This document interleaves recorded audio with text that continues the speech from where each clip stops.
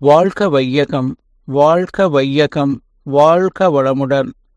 அருளாசன் அருள் தந்தை வேதாத்திரி மகரிஷி அவர்களும் ஒட்டுமொத்த மகான்களும் இறைநிலையும் என்னுள் சூக்குமமாக எழுந்தருளி 20/11/2024 புதன்கிழமை இன்றைய நாள்காட்டி வரிகளுக்கான கவிவரிகளையும் அதற்கான விளக்கத்தையும் சிறப்பிக்க வேண்டுமாய் சங்கல்பம் மேற்கொள்கிறேன்.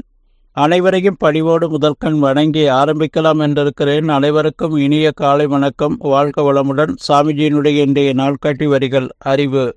அறிவுக்கு அடிமையாவதே பக்தி, அறிவை அறிவால் ஆராய பழகுதல் யோகம் என்று சாமிஜி நமக்கு இந்த நாள்காட்டி வரிகள் கொடுத்திருக்காங்க. இதற்கான கவிதை வரிகள்.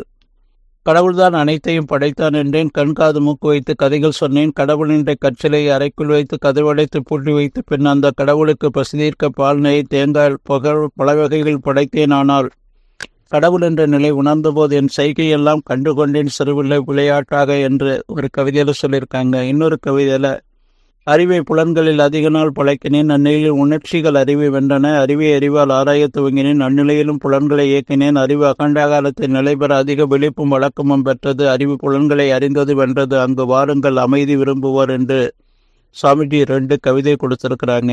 நாள்காட்டி வரிகளில் சுவாமிஜி என்ன சொல்கிறாங்க? அறிவுக்கு அடிமையாவதே பக்தி, அறிவை அறிவால் ஆராய பழகுதல் யோகம் என்று சுவாமிஜி சொல்கிறாங்க. பக்தி மார்க்கம் உண்மை உணர்ந்த மகான்களால் தோற்றுவிக்கப்பட்டது தான் இந்த பக்தி மார்க்கம்.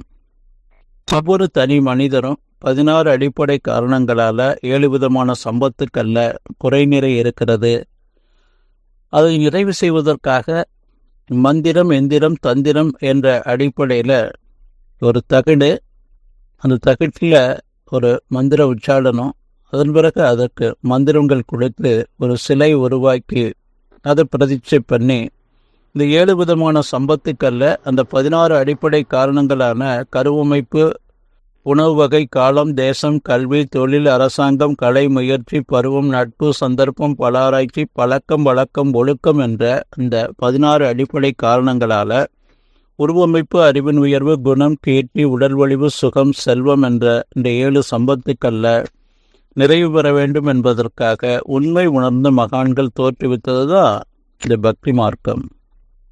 சாமிஜி சிறு பிராயத்தில் பக்தி மார்க்கத்தில் தன் வீட்டுக்கு கொடுவாஞ்சேரியில் அருகாமையில் உள்ள வீட்டுக்கு பக்கத்தில் உள்ள விநாயகர் கோவிலை பராமரிப்பார். அந்த விநாயகருக்கு பூஜைகளெல்லாம் செய்வாங்க. அவங்க அந்த இறை உணர்வு பெற்றதற்கு பிறகு இந்த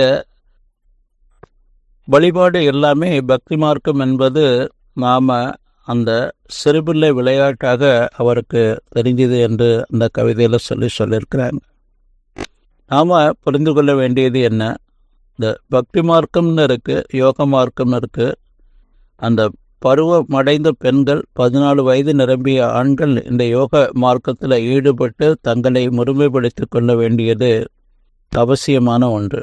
அந்த குழந்தை பிராயத்தில் பார்த்திங்கன்னா, பிறந்த குழந்தைக்கு பருவ மத்தியில் அவங்க உபதி, சந்தனம், குங்குமம் வைக்கிறாங்க.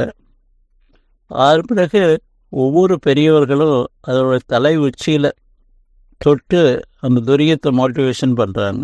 ஆலயங்கள்லேயும் அந்த உபதி, சந்தன, குங்குமம் பருவ மத்தியில் வைத்துக்கொள்கிறோம்.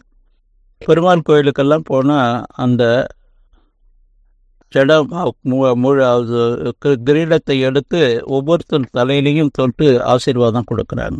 அப்போது இந்த புருவ மத்தி, தலை உச்சி ரெண்டுமே மோட்டிவேஷன் பண்ணுவதற்கு பக்தி மார்க்கத்தில் தூண்டுதலை கொடுக்குறாங்க.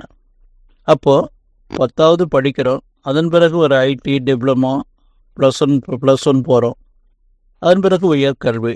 இப்படி படிப்பில் உயர்ந்து போகிற மாதிரி நாம் நம்ம அந்த வயதுக்கு ஏற்றாற் போல சிறு பிராயத்தில் அறிவு, ஒழுக்க பழக்கத்துக்கான அந்த முறைக்கான கல்வியையும், அதே போல் உடல் வளர்ச்சிக்கான அந்த எளிய முறை மனவளக்கலை, எளியமுறை உடற்பயிற்சியையும் பெற்று நாம் அந்த பருவமடைந்ததற்கு பின்பு 14 வயது நிரம்பிய ஆண்கள் இந்த யோக மார்க்கத்தில் தீட்சை பெற்று, காயக்கல்பம் பெற்று, தற்சோதனை பெற்று அவர்கள் தங்களை முழுமைப்படுத்தி கொண்டார்களே என்றால், ஏன்னா நான் யார், எங்கிருந்து வந்தேன், துன்பமே வருது, துன்பம் நீங்கி இன்பமாக வாழ்வதற்கு என்ன வழி, இந்த சமுதாயத்தில் என்னுடைய பங்கு பணி என்ன என்பதை புரிந்து கொண்டு அந்த ஞான மார்க்கத்தில் நாம் யோக வாழ்க்கையில் முழுமை பெற்று வாழ முடியும்.